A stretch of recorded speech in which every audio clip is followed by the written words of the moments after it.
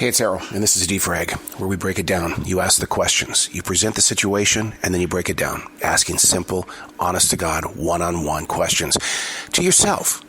We always ask other people about, well, what do you think if I do this? What do you think? What do you think? What do you think? Well, this is really a conversation with yourself, and that's what defragging is. And I think this is going to be the first time that I'm actually pulling from my pages of a defrag journal that I keep every day. I've been doing it since November of 2017.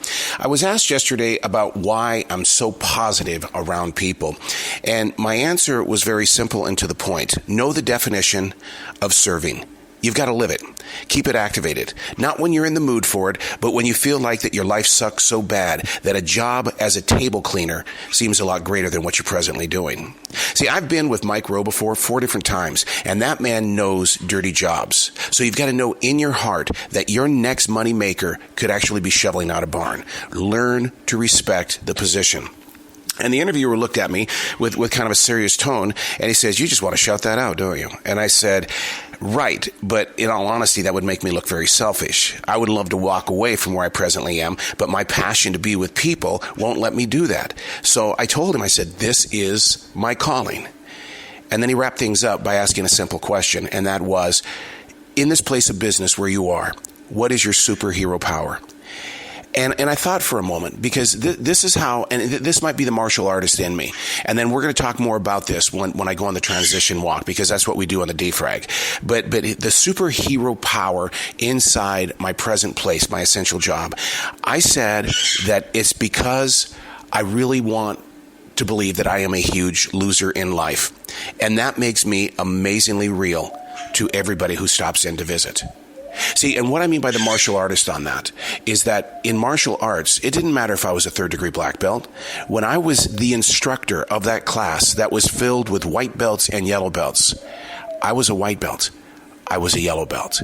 I was not the third dan. You have to go to that level. And I think that in itself right there is why I do what I do, because I'm one of you. I'd like to break down what was just written at the end of that, because for some reason, when we're breaking things down, we realize how much we cut down our personal lives. And when you cut down yourself, you're cutting down those around you as well. And that's something that we can defrag today. Learning how to cut up, have a great time with the self that you are without coming across fake. But, Bill was asking a very big question, and that was, why are you so positive at work? And I told him that it was my calling, that I really do enjoy serving people. That has always been what I enjoy doing. And one of the things that I did in my defrag journals was I talk about how I don't have a job, I have a choice. It is my choice to go to work. And so the way that I broke that down was, it's like, okay, I know you're not in the mood to go to work today, but dude, you have to, because why would you make the choice to do something that's going to injure another person, a coworker's day? Because when you don't show up, then somebody's work is going to be doubled up. So I started changing my mindset in the way of saying, I don't have a job. I have a choice.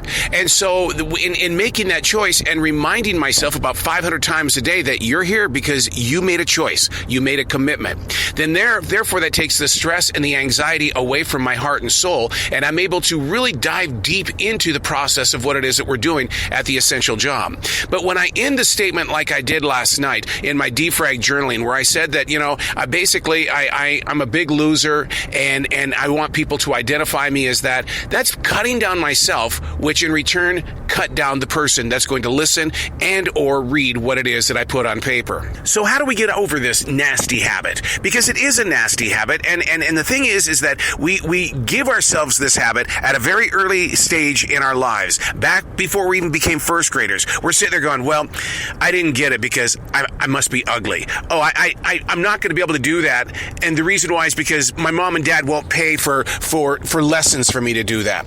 I'll never forget when I was a kid, I was in the AJBC, which is the American Junior Bowling Congress, and we got into bowling when I was in the second grade, and sure, I sucked really bad, but the way that I got to win tournaments was because of the positive attitude, knowing that, you know what, I'm not going to go in there thinking that I suck. I accept that already. I suck.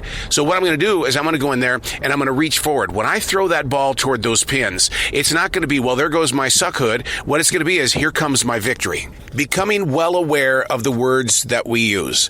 I'm currently in another one of those vocal battles with my sister where she was being negative, and I thought that I would use positive to help get her out of that situation. Well, there are many people that don't want positive people around them. I remember an operations manager coming up to me at the radio station and saying, I don't need any of your upbeat, positive attitude today. He says, I just don't want you anywhere near me. And it's like, wow, that's kind of hard to digest. But at the same time, when I'm in a low state of mind, what do I want around me? Do I go searching for positive things? No, I actually go and I look for comedians. I go and I look for people that share stories, because within their darkness, there's going to be a high, which in reality, wasn't that just a knock? Seriously, I go to a comedian or I go to storytellers so I can get my high. And it's like, oh, so you think I'm always talking bad? That it's always about the dark? Not all comedians will tell you that it comes from a dark place. There's only a few that'll step forward and say, yeah, it really does. And even storytellers. I mean, I remember sitting there listening to an interview with Dolly Parton where she was talking about, that's what country music is. Country music is basically telling the stories of what's going on. It doesn't have to be always about the good news. You can always talk about the bad news too. And that seems to be what everybody sings along with. If I didn't keep a Frag handwritten journal, would I catch these verbal mistakes? And the answer to that is no, because I do say things in a stream thinking way where I just allow words to come out and then people go, what did you just say? And then I go, I don't know. And so, but when I'm writing it inside the Frag journal, I can go back a day, I can go back several years and sit there and go, dude, we need to correct this situation because the way you feel and the way you're treating yourself is pretty sad right now. And if you're treating yourself this way, then how are you treating other people? The big Frag question on this particular episode is going to be, how do you see yourself in the mirror? What do you see in the mirror? And if the mirrored image could say something back to you, would it be what you've been giving it? I'm Arrow, and that's Frag.